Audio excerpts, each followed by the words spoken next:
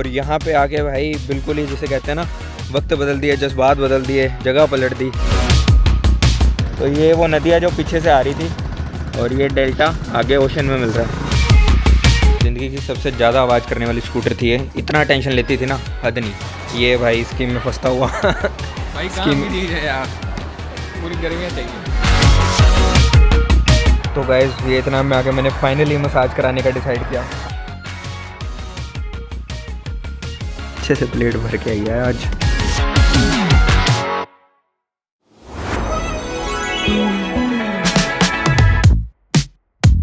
तो good morning again from Dong होई। और अभी बज गए हैं सुबह के 10, पूरे रेडी हैं और निकलने की तैयारी है।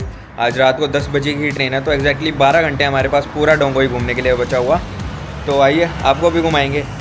वेदर बहुत ही अच्छा है अगेन आज। थोड़ी बहुत प्रेडिक्शन है बारिश की 30-40%, बट चलता है इतना तो यहाँ पे थोड़ा सा। ये है फ़िलहाल मॉर्निंग का व्यू हमारे होम स्टे से। और भाई ये जो रिवर है ना, ये बिल्कुल ही पास में ओशन है, वहाँ पे मिल रही है। सामने वाला भी बेसिकली इससे कनेक्टेड ही है, शहर ही है वो, डोंग होई का ही पार्ट है, अलग आइलैंड नहीं है। और जस्ट उसके 500 मीटर आगे जाते ही रात को बीच था जहाँ पे हम गए, और बीच में यह नदी है जो कि गंगा से भी बहुत चौड़ी है। मतलब पहली बार मैंने शायद इतनी चौड़ी नदी देखी होगी। बस निकल रहे हैं अब, ऑलमोस्ट हो गया सब पैकिंग शैकिंग। चलें उस्ताद, बाल ख़राब कर देता है हेलमेट। गाड़ी रेंट कर लें, हनोई में देखते हैं 4 बंदे हो जाओ। डीएल चाहिए होता है, रेंट तो कर लें गाड़ी के लिए, या इंटरनेशनल डीएल चाहिए। अभी तक हम जाली चले हुए मतलब हैं, वो खुद ही बोलते हैं चाहिए, टूरिस्ट फ्रेंडली पुलिस है। टूरिस्ट फ्रेंडली चलो ठीक है। तो ये वो नदी है जो पीछे से आ रही थी और ये डेल्टा आगे ओशन में मिल रहा है।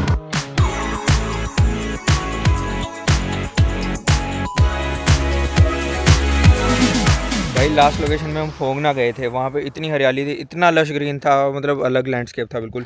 और यहाँ पे आके भाई बिल्कुल ही जिसे कहते हैं ना, वक्त बदल दिए, जज्बात बदल दिए, जगह पलट दी, वो वाला हो गया सीन। सैंड ड्यून्स है गाइस यहाँ वियतनाम में, बताओ।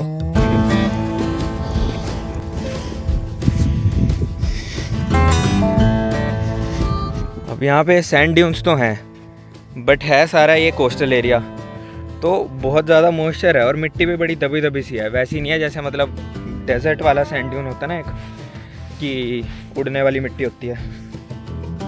ये बड़ी ऐसे चिपकी हुई मिट्टी है, ऊपर की लेयर में पूरा मॉइस्चर है। आज 5 दिन में पहली बार थोड़ी धूप भी आ गई है, और क्या टाइमिंग है धूप की। बिल्कुल जहाँ पे रेगिस्तान वाला माहौल बनाना था वहाँ पे जाके आई धूप। ये देखो कितनी यूनिक जगह है, इधर मतलब सैंड ड्यून्स हैं, सामने ओशन का व्यू, यूनिक ही ज्योग्राफी है। ठीक है भाई, बहुत यूनिक हो गया। मतलब एक ना, जिसको कह लो कि तुम इंडियन दाल चावल खा रहे होते हो, बीच में एक चाइनीज़ तड़का लग गया, वो हो गया इस ट्रिप में ये वाली बात। बाकी आ गए हैं, फ़ोटो करा ली, धूप भी अब काफ़ी आ गया, एकदम स्वेटिंग होने लग गई है। पहली बार हुआ जबकि ऐसा 3-4-5 दिन में, और पैरों में मिट्टी भरवा ली है उतरते हुए। सोचा था जूते उतार के, फिर हमने कहा छोड़ डाल के ही चलते, देखी जाएगी। चप्पल हमने कहा क्या ही करनी है, सोच के नहीं आए थे इतना कि लेके जाएं या नहीं। तो डोंग होई आ रहे हो अगर, ये तो भाई मस्ट विज़िट प्लेस है। बहुत ही सुंदर जियोग्राफिकल एक पॉकेट है ये सैंड ड्यून्स की, so do check this out.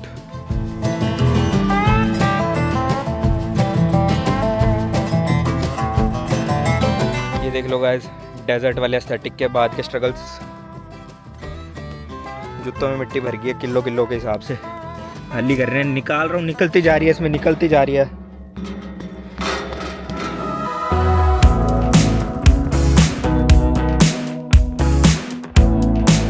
Sand dunes घूमने के बाद हम आ गए वापस शहर में, और किसी भी शहर को एक्सप्लोर करने का बेस्ट तरीका होता है 2 व्हीलर पे। तो हम भी चल पड़े डोंग होई की गेड़ी पे, जिसके नज़ारे तो कुछ ऐसे थे कि जीपीएस भी बोल दिया, अरे भाई ये कहाँ ले जा रहे हो।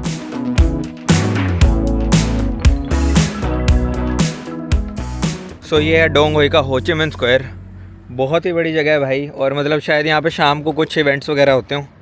अभी तो कुछ खास माहौल नहीं है, बट इतनी बड़ी है हो ची मिन की, यहाँ पे स्टैचू लगा हुआ है ये देख के। और फिर मैंने रियलाइज़ किया कि भाई करेंसी पे भी हो ची मिन की फ़ोटो है और एक शहर भी उनके नाम पे है, तो ठीक है हिस्ट्री। तो हो ची मिन बेसिकली एक रेवोल्यूशनरी थे जो कि 1890s में बोर्न हुए थे वियतनाम में ही, और इनके सबसे बड़े फ्रीडम फाइटर भी माने जाते हैं।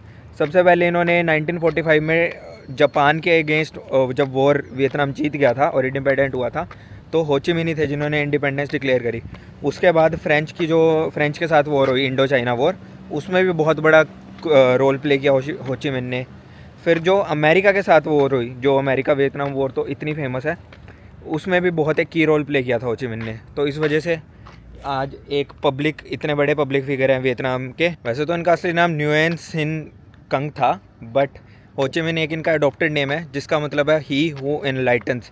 और जो ये स्टैचू है इतना बड़ा, इसको देख के भी कुछ ऐसा ही लग रहा है कि वो बेसिकली किसी का मार्गदर्शन कर रहे हैं और सबको और एक राह दिखा रहे हैं पूरे देश को। तो एक वियतनाम इस अल्टर ईगो अगर महात्मा गांधी की देखी जाए तो हो ची मिन्ह है।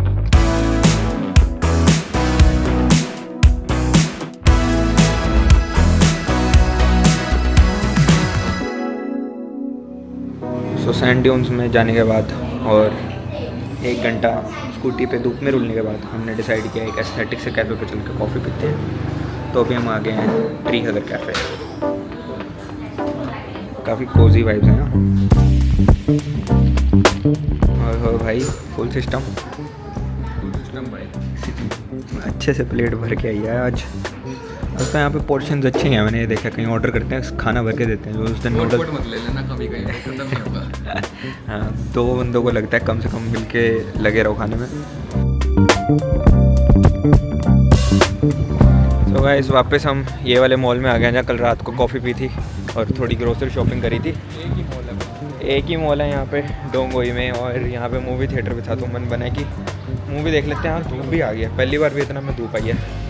कौन सी मूवी देखना है भाई? मन तो था कोई वियतनाम में देख लें, बट वियतनाम में वो लगी हुई है, नहीं आएगी भाई दूर दूर तक। तो समझ की तो कोई नहीं क्या पढ़ लेते हैं, बट वो है कि वो वॉर वाली लगी हुई है, वो देखने इधर से यार 3 इडियट्स टाइम लगे होती या इनका जो ड्रामा होता है Korean drama type, sitcom type.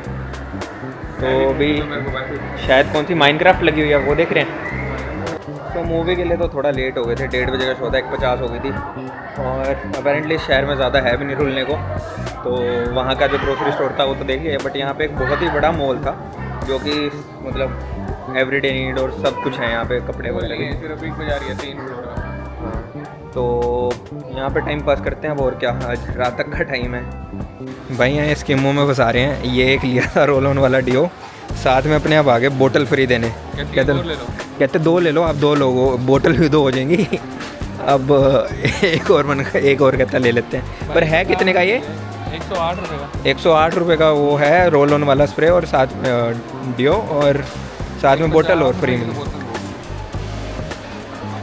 बोतल तो अच्छी है, तो पानी घर में चाहिए 1.5 लीटर की बोतल है, और छोटी मोटी बात नहीं। रात को रखेंगे भाई, पूरे रात का नहीं।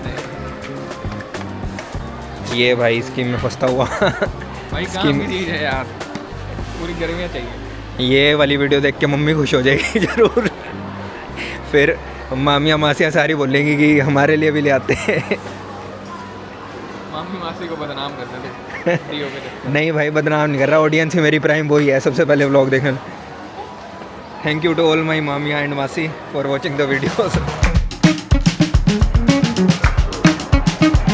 ये हमारा मॉल है, ये हमारी डेकोरेशन, और ये हमारे भाई।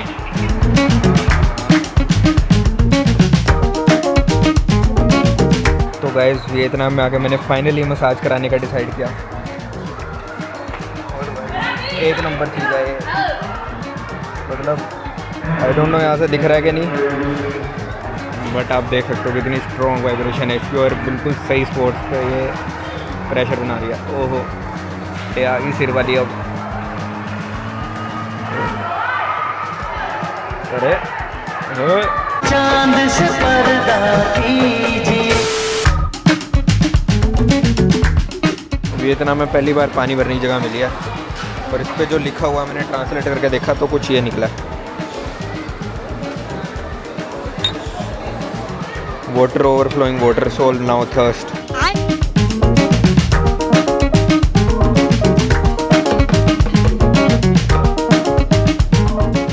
मॉल की फरलियाँ मार के भूख लग गई। अब लंच टाइम भी हो गया, 3:30 बज गए।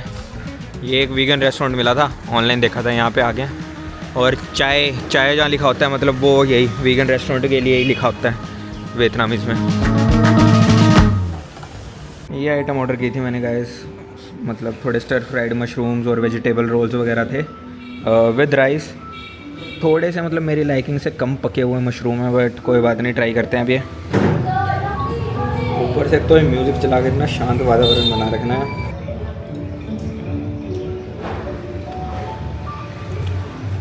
भाई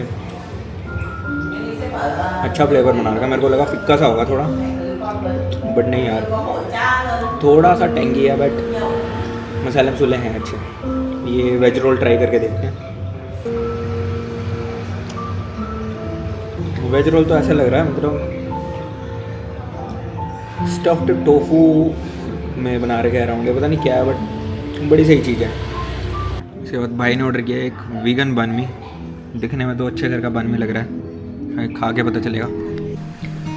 सुबह से इस कैफ़े के बाहर से कम भी 5 से 10 बार ही निकल गए, तो सोचा कि यहीं पे ट्राई कर ही लेते हैं। वही कॉफ़ी, भाई अपना अंदर ही है और ये आ गई कॉफ़ी। चलो लेट्स ट्राई।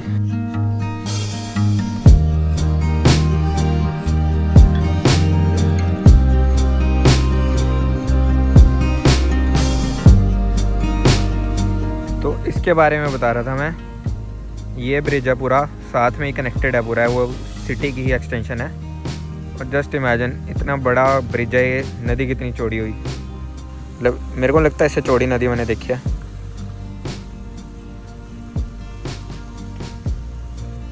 हरिद्वार नहीं है, गंगा की इतनी चौड़ाई कहाँ आती है? बैक साइड पे हर की थोड़ी, जो बहुत बड़ा पुल पार करके मनसा देवी जाता है। बट ये ज़्यादा बड़ा पुल लग रहा है। टोटल कंबाइन करना दोनों। डिवाइडेड है, बीच में ज़मीन भी तो आ गई। यमुनानगर नहीं गया कभी, ब्यास नहीं गया कभी। ब्यास की भी इतनी चौड़ी नहीं है। समुद्र है ना इधर, समुंदर नहीं है, आ गया समुंदर। आगे है तभी तो।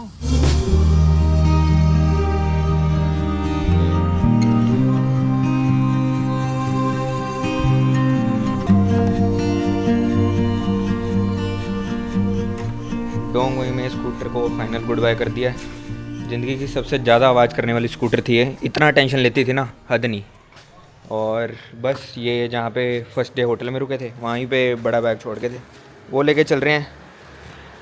अभी ट्रेन में है 1-2 घंटे बोर्ड करने में, तो देखते हैं कुछ खा पी लेते हैं।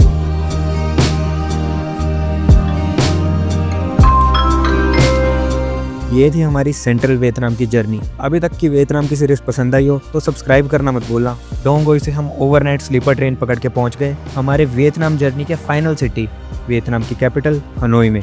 वीडियो पसंद आई हो तो like, comment, share and subscribe to traveller Hrithik.